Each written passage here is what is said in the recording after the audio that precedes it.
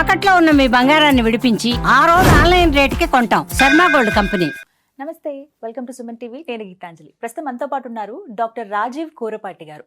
వారు అమెరికాలో వృత్తిరీత్యా డాక్టర్ అండి. 25 సంవత్సరాలుగా ఈ సర్వీస్ కొనసాగిస్తున్నారు. మరోవైపు ఆయనకి స్పిరిచువాలిటీ అంటే చాలా మక్కువ.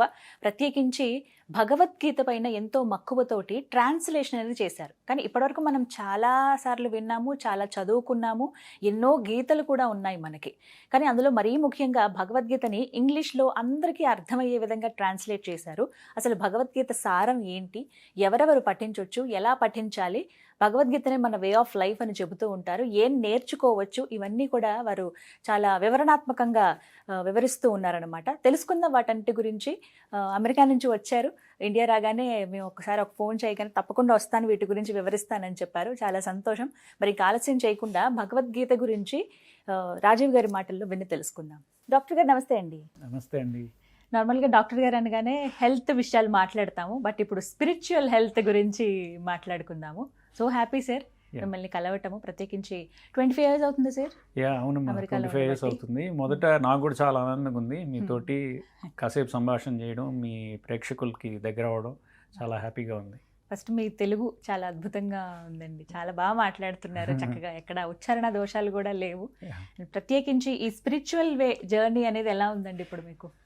సో నేను వృత్తిరీత్యా డాక్టర్ని కదా, అక్కడ అమెరికాలోనే 24 ఏళ్ళుగా అక్కడే ఉంటున్నాను. గత 20 ఏళ్ళుగా డాక్టర్గా పనిచేస్తున్నాను హాస్పిటల్లో. సో ఈ స్పిరిచువల్ వే అంటే ప్రతి మనిషికి కొన్ని ప్రశ్నలు ఉంటాయి కదా, ఇది ఏమిటిది, ఈ ప్రపంచం ఏమిటి, ఎందుకు కష్ట సుఖాలు ఎందుకు వస్తాయి, ఇవన్నీ ఉంటాయి, చిన్నప్పుడు ఉంటాయి చాలామంది ప్రశ్నలు. అవి యూజువల్గా మనం పెద్ద అయ్యే కొద్దీ చిన్నగా పోతాయి, దాన్ని అడగడం మానేస్తాం. కానీ నాకు మటుకు ఆ క్యూరియాసిటీ అలా ఉండింది. సో ఆ క్యూరియాసిటీకి ఇక్కడ మనం యూజువల్గా ఎక్కడంటే ఫిలాసఫీస్లో అట్లా ఎదుగుతూ ఉంటాం, గ్రీక్ ఫిలాసఫీ, తర్వాత ఇండియన్ ఫిలాసఫీ, అట్లాంటివన్నీ చూస్తూ ఉంటాం. సో అట్లా మొదలైంది. తర్వాత సంస్కృతం కొంచెం చదువుకోవడం, సంస్కృతంలో ఎంఏ చేయడం. సంస్కృతంలో ఎంఏ అంటాం కదా మనం, భారతదేశంలో నేనున్నా లేకపోయినా భారతదేశం నాలో ఉంది అని.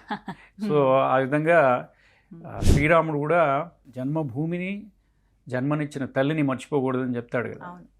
లక్ష్మణుడు అడిగినప్పుడు లక్ష్మణుడు అడుగుతాడనమాట రాముణ్ణి, అంతా గెలిచేసిన తర్వాత ఆ లంక మందైపోయింది కదా, ఇక్కడ లంక యాక్చువల్లీ చాలా బెటర్గా ఉంది, అంత స్వర్ణమయి లంక కదా ఇది, ఇక్కడే ఉందాం అన్నయ్య అంటాడనమాట. అప్పుడు రాముడు ఏమంటాడంటే, అపిచ స్వర్ణమయీ లంక నమే లక్ష్మణ రోచతే జననీ జన్మభూమిశ్చ స్వర్గాదపి గరీయసి. రాముడు వారు అన్నది చాలా మందికి సినిమాలో పాటలాగా ఉంటుంది మనకి, అది రామాయణంలో రాముడు లక్ష్మణుడికి చెప్పింది. జననీ జన్మభూమిశ్చ పి స్వర్ణమయీ లంక నాకు ఉద్దయ అపి నమే లక్ష్మణ రోచతే, నాకు రుచించదు. ఎందుకంటే జననీ జన్మభూమిశ్చ, జనని అంటే కన్నతల్లి, జన్మభూమి స్వర్గం కంటే గొప్పది, నువ్వు ఎన్ని ఇచ్చినా నేను అక్కడికే వెళ్తా చివరికి. అట్లాగా మనకు కూడా ఇండియాలో పెరిగిన వాళ్ళకి అలానే అనిపిస్తుంది. ఎక్కడ ప్రపంచంలో ఎక్కడ తిరిగినా మన లోపల ఎప్పుడు ఆ భారతీయత, ఇండియన్నెస్ అది అట్లానే కంటిన్యూ ఉంటుంది కూడా. అదే ఎన్నో అంశాల పట్ల సమగ్ర అవగాహన ఉంది మీకు, దాన్ని పుస్తక రూపంలో ఎన్నో ప్రచురిస్తూ ఉన్నారు. అందులో భాగంగా దక్షిణామూర్తి వారి శ్లోకం గురించి తెలుసుకోవాలనుకుంటున్నామండి. అంటే ఈ మధ్య కాలంలో చాలామందికి, అంటే ఇప్పటి జనరేషన్ వాళ్ళకి తెలుస్తుంది అనడంలో అది అతిశక్తి కాదు, సంతోషం అనిపించింది వినగానే. మీకు అంటే మేబీ వినుంటారు, దేవుళ్ళు అనగానే విష్ణువు, శివుడు, అమ్మవారు ఇలా వరకే ఉండిపోతారు. బట్ ఇంకా ఎన్ని రూపాల్లో వారు వ్యక్తం అయ్యారో, ఎన్ని రూపాలుగా మనకు కనిపిస్తున్నారు అనేది కూడా ముఖ్యమైన విషయమే. అందులో మేధా గురు దక్షిణామూర్తి స్వామి వారి గురించి ఇంకా చాలా విషయాలు తెలుసుకోవాలనుకుంటున్నాం మీ నుంచి. అసలు వారి అవతార విశిష్టత ఏంటి, గురు దక్షిణామూర్తి వారు అంటే అసలు ఎవరు, వారి గురించి వివరించారు. సో దక్షిణామూర్తి ఆర్ మేధా దక్షిణామూర్తి అంటారు. మేధ అంటే మేధస్సు, మేధస్సు అంటే మనలో ఉన్న అజ్ఞానాన్ని తొలగించడానికి, మన మేధస్సుని క్లియర్ చేయడానికి అంటారు కదా. అజ్ఞాన తిమిరాంధస్య జ్ఞానాంజన శలాకయ చక్షుర్ ఉన్మీలితం ఏన తస్మై శ్రీ గురవే నమః. గురువు ఏం చేస్తాడంటే మనకి అజ్ఞాన తిమిరాంధస్య, మనలో ఉన్న అజ్ఞానం అనే అంధకారాన్ని మనకు ఒక అంజనం వేసి కళ్ళు తెరిపించి మనకి చూపిస్తాడట. ఆ అజ్ఞాన తిమిరాంధస్య జ్ఞానాంజన శలాక, జ్ఞానమనే అంజనంతో అలా కళ్ళు తెరిపించే ఒకానొక తత్వము రూపమైతే దక్షిణామూర్తి అవుతుంది. సో దక్షిణామూర్తిని చాలామంది గురువుగా భావిస్తారు. అందులో ఒక గురు స్వరూపము దక్షిణామూర్తి. ఆది గురువు అంటే వారే అని చెప్తారు కదా. ఆది గురు అంటే శివుడి రూపము దక్షిణామూర్తి అని చెప్తారన్నమాట. ఒకానొక రూపము తత్వం యాక్చువల్లీ ఒక రూపంగా తీసుకుంటే ఆ తత్వాన్నే ఒక రూపంగా మనం తీసుకుంటే దక్షిణామూర్తి అవుతుంది. దానికి మూల రూపము శివుడు అనమాట. శివుడు అంటే ఏంటి? మంగళకరుడని కదా, అది కూడా తత్వమే. ఆకారాన్ని కాసేపు పక్కన పెట్టేస్తే మనకి ఆ తత్వంలో ఒకానొక అంశ ఆర్ ఒకానొక రూపంగా తీసుకుంటే దక్షిణామూర్తి అవుతుంది. ఆయనని గురు స్వరూపంగా చూస్తారు. ఆయన ఏం చేస్తుంటాడు? ఆయన చెట్టు కింద కూర్చొని ఆయన కంటే ఈయన చిన్న ఆయన, ఈయనకంటే పెద్దవాళ్ళ అయిన ఋషులకి ఇది బోధ చేస్తూ వాళ్ళకున్న డౌట్స్ క్లారిఫై చేస్తూ, అందుకే మేధా దక్షిణామూర్తి, ఆ మేధస్సులో ఉన్న డౌట్స్ అన్ని క్లారిఫై చేస్తూ చేస్తాడు కాబట్టి ఆయనకి మేధా దక్షిణామూర్తి అని వచ్చిందనమాట. ఇది మనం చూస్తే వేదాల్లో ఉపనిషత్తుల్లో ఎక్కడ ఉండదు దక్షిణామూర్తి అని. కానీ ఇది శైవ ఆగమాల్లో శివుడి రూపం కదా ఇది. శైవ ఆగమాల్లో వాళ్ళు దక్షిణామూర్తిని శివుడి రూపంగా తలుస్తారనమాట. దానికి దక్షిణామూర్తి స్తోత్రము అని చెప్పేసి మన ఆదిశంకరాచార్యులు ఒక స్తోత్రంగా, ఆయన చాలా స్తోత్రాలు రాశారు కదా, ఆయనకి కొన్ని స్తోత్రాలు ఆయన రాశారు, కొన్ని ఆయనకి ఆపాదిస్తారు, అలా ఉంటాయి స్తోత్రాలు. ఆయన రాసిన ఒకానొక స్తోత్రం దక్షిణామూర్తి స్తోత్రం. సో అది చాలా చిన్న శ్లోకం, స్తోత్రం యాక్చువల్లీ. అది స్తోత్రము అంటే స్తుతించేది స్తోత్రం కదా. స్తుతి అంటే ఏంది? ప్రైజ్ చేయడం. అంటే ఇప్పుడు మన బాస్ నుంచి మనకి ఏదైనా కావాలంటే బాసును స్తుతిస్తాను, అంత గొప్పవాడివి నువ్వు, అసలు నేను ఇంద్రుడివి చంద్రుడివి అంటాం కదా. అట్లా స్తుతిస్తే మనకేమవుతుంది? మనకి ఏదో వస్తుంది కదా, ఏదన్నా పొందుతాం, ఒక లౌకిక విషయం, ఏదన్నా ఒక బెనిఫిట్ వస్తుంది. అట్లా స్తుతించేది, మనం ఏదన్నా ఒక భగవంతుని రూపానికి స్తుతిస్తే మనకి ఏదైనా ఫలితం వస్తుంది అనేది స్తుతి. స్తోత్రం దేవస్థుతి నుంచి వచ్చింది స్తోత్రం. స్తౌ అనే ధాతువు నుంచి, సంస్కృతంలో ధాతువు నుంచి వచ్చింది. సో అలాగా వచ్చిన దక్షిణామూర్తి స్తోత్రం నేనెందుకు రాశాను దాని గురించి ఎవరు చాలా ఉన్నాయి కదా, చాలా రాయొచ్చు, సౌందర్యలహరి రాయొచ్చు, అది కూడా శంకరాచార్యులు రాసింది. కానీ దక్షిణామూర్తి స్తోత్రం ఎందుకు రాశానంటే అందులో చాలా ఫిలాసఫీ, చాలా తత్వం ఉంటుందన్నమాట. అందులో ఏంటంటే ఇప్పుడు దక్షిణామూర్తి స్తోత్రం మనం మొదలు పెడితే, యో బ్రహ్మాణం విదధాతి పూర్వం యో వై వేదాంశ్చ పరిణోతి తస్మై తమహదేవం ఆత్మబుద్ధి ప్రకాశం ముముక్షురువై శరణమహం ప్రపద్యే అని మొదలవుతుంది. అది మంగళ శ్లోకం. ఆ స్తోత్రంతో మొదలయ్యి తర్వాత యాక్చువల్లీ దక్షిణామూర్తి స్తోత్రంలోకి ఎంటర్ అయ్యి దాని తర్వాత ఉపోద్ఘాతం ఉంటుంది. దాని తర్వాత యాక్చువల్ స్తోత్రం ఎంటర్ అయినప్పుడు విశ్వం దర్పణ దృశ్యమాన నగరీ తుల్యం నిజాంతర్గతం పశ్యన్నాత్మని మాయయా బహిరివోద్భూతం యథా నిద్రయా యస్ సాక్షాత్ కురుతే ప్రబోధ సమయే స్వాత్మానమేవాద్వయం తస్మై శ్రీ గురుమూర్తయే నమైదం శ్రీ దక్షిణామూర్తయే అని మొదలవుతుంది. అట్లానే ప్రతి శ్లోకానికి ఎండింగ్లో తస్మై శ్రీ గురుమూర్తయే నమైదం శ్రీ దక్షిణామూర్తయే అని ఎండ్ అవుతుంది. సో అసలు ఇంకొకటి చెప్తాను, అది ఇంకా ఇంట్రెస్టింగ్గా ఉంటుంది. బీజస్యాంతరి వాంకురో జగదిదం ప్రాంగ్ నిర్వికల్పం పునః మాయాకల్పిత దేశకాలకలనా వైచిత్ర చిత్రీకృతం మాయావీవ విజృంభయత్యపి మహాయోగి వయస్వేచ్ఛయా తస్మై శ్రీ గురుమూర్తయే నమైదం శ్రీ దక్షిణామూర్తయే అని ఎండ్ అవుతుంది. సో దీని అర్థం ఏంటంటే విశ్వం దర్పణ దృశ్యమాన నగరీ తుల్యం. మనం ఒక దర్పణంలో అంటే ఒక అద్దంలో చూస్తుంటే మన ప్రపంచాన్ని, మన కారులో వెళ్తున్నాం, వెనకాల ప్రపంచం అంతా అద్దంలో కనపడుతుంది. అద్దంలో నిజంగా ఉందా? ప్రపంచం లేదు, కానీ మనకు కనపడుతుంది. అలాంటిదే, అంటే బయట ఉంది కాబట్టి అద్దంలో కనపడుతుంది అనొచ్చు, కానీ యథార్థంగా ఈ విశ్వం అనేది దర్పణంలో మనకు కనపడుతున్న ఒక దృశ్యమాన నగరీ తుల్యం. అంటే ఒక ఇల్యూజనేనాయా నువ్వు నీకు కనపడుతున్నదంతా, అది నిజంగా అక్కడ లేదు. అది ఎలాగ చెప్తున్నారు శంకరాచార్యులు ఆర్ దక్షిణామూర్తి ఎలా చెప్తున్నారు, ఎందుకు చెప్తున్నారు అంటే పశ్యన్నాత్మని మాయయా బహిరివోద్భూతం యథా నిద్రయా యస్ సాక్షాత్ కురుతే ప్రబోధ సమయే స్వాత్మానమేవాద్వయం అంటున్నాడు. అంటే నీ అజ్ఞానం వల్ల అలా కనపడుతోంది నీకు. ఒక్కసారి నీకు జ్ఞానం వచ్చి కళ్ళు తెరుచుకున్న తర్వాత నీకు ఆ క్లారిటీ వచ్చేస్తుంది అని. ఇది ఏంటి దీని అర్థం అసలు అంటే ఇది అద్వైత వేదాంతం యొక్క సమ్మరీ. అద్వైత వేదాంతం ఏం చెప్తోంది అంటే అంతా బ్రహ్మ సత్యం జగన్మిథ్య, జీవో బ్రహ్మైవ నాపరహ అంటోంది. అంటే బ్రహ్మ సత్యం, బ్రహ్మమే సత్యం, జగత్ మిథ్య, జగన్మిథ్య, జీవో బ్రహ్మైవ నాపరహ, రెండు వేరు కాదు, జీవుడు బ్రహ్మము రెండు వేరు కాదు. మనకేమనిపిస్తుంది, ప్రపంచం చూస్తుంటే అంతా నాకు రియల్గానే కనపడుతుంది కదా, మరి ఇదంతా ఇల్యూషన్ అని ఎలా చెప్తున్నావు అంటే అదేంటంటే ఇదంతా ఒక ఫీల్డ్ ఆఫ్ అవేర్నెస్లో ఏదైతే నువ్వు చూస్తున్నావో, ఎవరైతే చూస్తున్నారో అంటే నేను ఏదైతే నాలో ఉన్న ఏదైతే చూస్తోందో ఒక విట్నెస్, ఏదైతే బయటికి కనపడుతోందో అది ఒకదాని నుంచే మోల్డ్ అయిపోయింది మొత్తం. రెండు టూ డిఫరెంట్ కాదయా అది.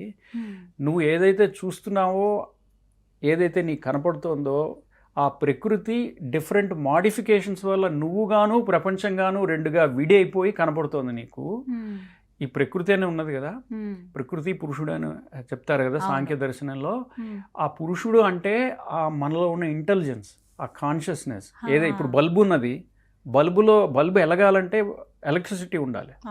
ఎలక్ట్రిసిటీ లేకపోతే ఆ బల్బు ఉపయోగం లేదు కదా. అలానే ఏదైతే తీసేస్తే మనలో నుంచి మనం శవం అయిపోతామో, బల్బులాగా, లైట్ లేని బల్బులాగా ఎలక్ట్రిసిటీ లేని బల్బులాగా అయిపోతామో, అది చైతన్యము. ఆ చైతన్యాన్ని పురుషుడు అన్నారు. ప్రకృతి అంటే ఈ జగత్, జడం అనేది ప్రకృతి. సో ఆ జడ ప్రకృతికి ఏ చైతన్యం వస్తే లైట్ వెలుగుతుందో దానివల్ల నీకు అంతా మొత్తం కనపడుతుంది. కానీ ఈ ప్రకృతి నీలాగను నువ్వు చూసేదానిగాను డివైడ్ అయి ఉన్నది. ఒక పిండి ముద్దను తీసి రెండుగా చేసి రెండు బొమ్మలుగా తయారు చేస్తే రెండు బొమ్మల్లా కనపడతాయి. కానీ ఆ రెండు ఒకదాని నుంచి వచ్చినాయి, రెండు కలిపేస్తే ఒకటైపోతాయి. అలాంటిదే ఇది. ఈ ప్రకృతిని మనకి విడిగా కనపడుతోంది, రియల్గా కనపడుతోంది, కానీ అది ఒకటే, అది రెండుగా డివైడ్ అయ్యి అలాగయింది అనేది చెప్పడం దీని తాత్పర్యం అన్నమాట. అట్లానే ఇంకో దాంట్లో బీజస్యాంతరి వాంకురో జగదిదం ప్రాంగ్ నిర్వికల్పం పునః.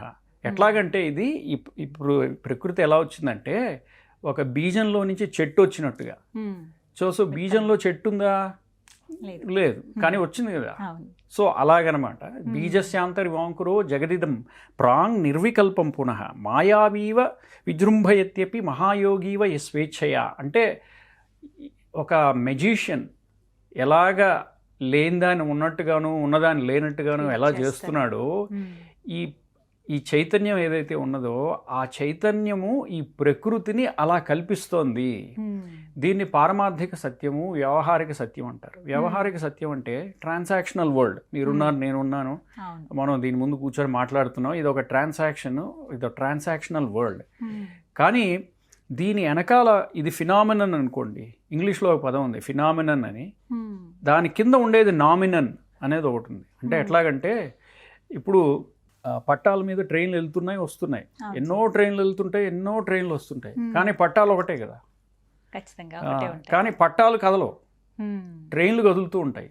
ప్రపంచం ట్రైన్స్ లాంటివి, కదులుతూ ఉంటాయి, వస్తుంటాయి, పోతుంటాయి, చేంజెస్ జరుగుతుంటాయి అన్నీ. కానీ పట్టాలు ఎప్పుడు కాన్స్టెంట్గా ఉంటాయి. అది నీ తత్వము, అది పారమార్థిక సత్యము. ఎట్లాగైతే ఈ స్కైలో పక్షులు అవన్నీ తిరుగుతూ ఉంటాయి కదా, కానీ ఆ స్పేస్ అనేది చేంజ్ అవ్వదు.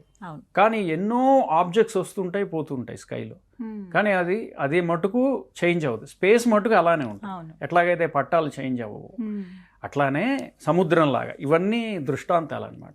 అట్లాంటివి పట్టాలు ఎట్లాగైతే చేంజ్ అవ్వవో, ట్రైన్లు ఎన్ని మార్పులు అవుతున్నా సరే, అట్లానే నీలో ఉన్న తత్వం మారదయా. అది ఎలక్ట్రిసిటీ లాంటిది. ఎన్ని బల్బులు పెట్టు, ట్యూబ్లైట్లు పెట్టు, అవి మారుతుంటాయి. నీలో తత్వం ఒకటే. అట్లాగా అది నువ్వు, యాక్చువల్ నువ్వు. అది మిగిలిందంతా నీ ఈగో, నీ మైండ్ బాడీ కాంప్లెక్స్. ఇదంతా నువ్వు గమనిస్తూ ఉండు అని చెప్పడం అనమాట. బ్రహ్మ సత్యం, ఆ బ్రహ్మమే నీలో ఉన్న తత్వము. బ్రహ్మసత్యం జగత్తు మిథ్య. అంటే బ్రహ్మసత్యం అంటే అది పారమార్థిక సత్యం, జగత్తు మిథ్య అంటే అది వ్యావహారిక సత్యం. సో నువ్వు కన్ఫ్యూజ్ అవ్వకు రెండిటికి. వ్యావహారిక సత్యం నీకు కావాలి, నువ్వు బతకాలంటే నువ్వు వెళ్ళాలి, పని చేయాలి, తప్పదు, ఇవన్నీ ఉంటాయి. టైంకి రావాలి, టైంకి వెళ్ళాలి, అవన్నీ వ్యావహారికంగా జరుగుతున్నాయి. కానీ దాని వెనకాల ఉన్నది ఆ పట్టాలు లాంటివి అనమాట.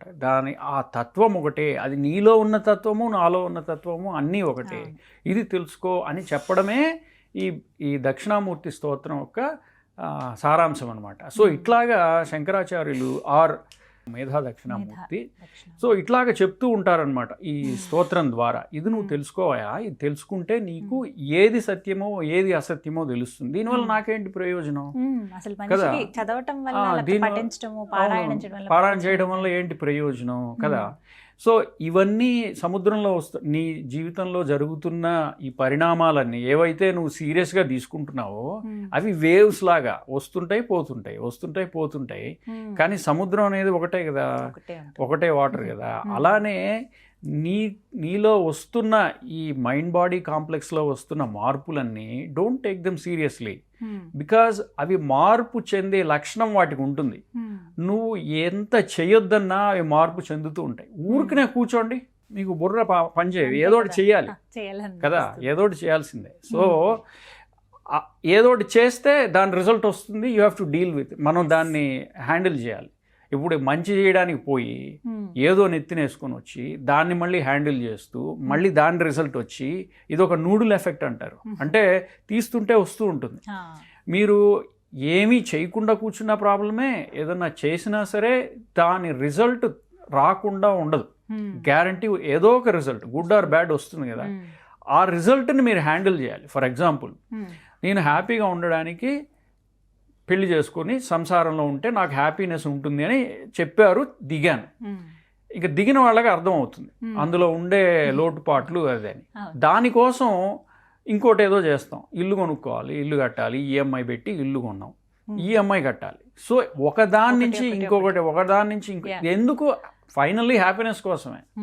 కానీ ఆ హ్యాపీనెస్ అనేది అనే కాన్సెప్ట్ మనం అది ఇందులో ఇరుక్కుపోయి కనపడకుండా పోయి సో మిగిలినవన్నీ లేయర్స్గా అయి మన బంధాల్లో మనం కూరుకుపోయి ఉంటాము. ఇవన్నీ ఒక స్టేజెస్ ఆఫ్ లైఫ్, అంతేగాని ఇవన్నీ ప్రతి వాళ్ళకి వస్తుంటాయి. కానీ ఇదంతా వచ్చేది పోయేది, ఇది నువ్వు కాదు, నీ తత్వం కాదు. ఇది ఒక్కసారి నువ్వు గుర్తు తెచ్చుకో.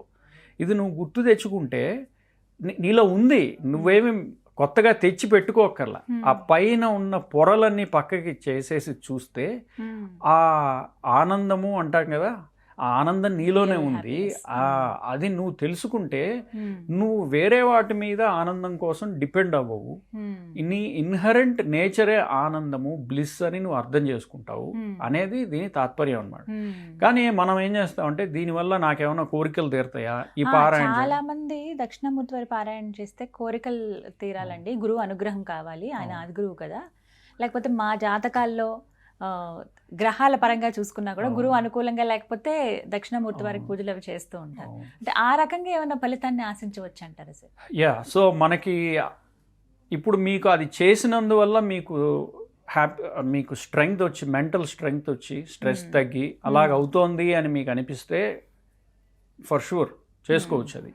కానీ నేను చెప్పాను కదా ఇందులో ఏమున్నదో, అంతా మిథ్య. సో జగన్మిథ్య, జీవో బ్రహ్మైవ నాపరః. యాక్చువల్లీ అది తెలుసుకుంటే మీకు అది ఆ తత్వం బోధపడితే మీకు ఈ సఫరింగ్ ఇదంతా ఉండదు అనేది చెప్పడం శంకరాచార్యులు దక్షిణామూర్తి స్తోత్రం యొక్క సారాంశం అన్నమాట, ముఖ్య సారాంశం. అది కాకుండా మాకు అంతగా అర్థం కావట్లేదు, ఈ తత్వం అంతా మాకు బోధపడట్లేదు, అది చాలా ఫిలసాఫికల్గా ఉంది, మాకు ఈ దోషాలు ఏవో ఉన్నాయి, దానికి పరిహారం కావాలని దక్షిణామూర్తి స్తోత్రం చేసుకోమని చెప్పారు. అది చేసుకుంటే తగ్గుతుంది, ఆ దోషం పోతుంది అన్నారు, లేకపోతే గురు బలం పెరుగుతుంది అన్నారంటే ఓయా డెఫినెట్లీ చేసుకోవచ్చు. ఓయా, ఎందుకంటే దానివల్ల మనకి చిత్తశుద్ధి వస్తుంది, కాన్సన్ట్రేషన్ పెరుగుతుంది. ఇది మన ఆదిత్య హృదయం లాగా. ఆదిత్య హృదయ స్తోత్రం కూడా అంతే. పిల్లలతో కూడా పిల్లలతోనే ఎక్కువ చేస్తారు దీన్ని, ఎందుకంటే షార్ప్నెస్, మెంటల్ షార్ప్నెస్, ఎడ్యుకేషన్ అవన్నీ పెరుగుతాయి. ఎందుకంటే ఏదైనా సరే ఎడ్యుకేషన్ సా విద్య యా విముక్తయ్య అన్నట్టుగా విద్య వల్ల మనకి విముక్తి రావాలి, బంధం రాకూడదు. ఇప్పుడు ఒక మ్యాథమెటిక్స్లో ఒక ప్రాబ్లం ఉందంటే ఆ ప్రాబ్లం సాల్వ్ చేస్తే అది ఇంకా ప్రాబ్లం అవ్వదు కదా. ఇప్పుడు మనం ఎప్పుడు దాకా ప్రాబ్లం అంటాం, అది తెలియకపోతే దాని ప్రాబ్లం అంటాం. ప్రాబ్లం లా చూస్తాం. అది ఎప్పుడైతే దాని ఆన్సర్ తెలిసిందో, స్టెప్స్ ఆన్సర్ వచ్చేసిందో, it ceases to be a problem. ఇంకా ప్రాబ్లం అవ్వదు కదా అది. అట్లానే ఏ విద్య తెలిస్తే మనకి మన బంధాలు పోయి మనకి హ్యాపీనెస్ ఇస్తుందో ఆ విద్యని తెలుసుకోవాలయా నువ్వు అని చెప్పడం అనమాట దీని తాత్పర్యం. అట్లానే చదువుకునే వాళ్ళు కూడా ఏ విద్యని తెలుసుకుంటే వాళ్ళకి హ్యాపీనెస్ వస్తుంది. హ్యాపీనెస్ అంటే వాళ్ళ స్కిల్ డెవలప్మెంట్, లౌకికంగా వ్యావహారిక సత్యంలో కూడా ఇంపార్టెంటే కదా. అవును. వాళ్ళకి ఏ స్కిల్ వస్తే వాళ్ళకి ఫ్యూచర్లో వాళ్ళ కాళ్ళ మీద వాళ్ళు నిలబడతారో, లేకపోతే వాళ్ళకి మంచి పేరు అవన్నీ వస్తాయో సొసైటీలో, వాటి కోసం నువ్వు ఈ దక్షిణామూర్తి స్తోత్రం పారాయణ చేస్తే నీకు ఉపయోగపడుతుందంటే డెఫినెట్లీ చేసుకోవచ్చు. ఎస్. సో ఈ విధంగా thank you so much sir, చాలా వివరంగా చెప్పారు. అసలు Yeah. అంటే ఇప్పటి వరకు దైవం ఎవరు, దక్షిణామూర్తి వారు, ఆ శ్లోకం ఎందుకు పఠించాలి, ఏ ఫలితాలు ఏంటి ఇలాగే చూసాం, కానీ అంతర్లీనంగా అసలు అర్థం ఏముంది అనేది చాలా విపులంగా అర్థమయ్యేలాగే చెప్పారు. Yeah. ధన్యవాదాలు సార్. ధన్యవాదాలు.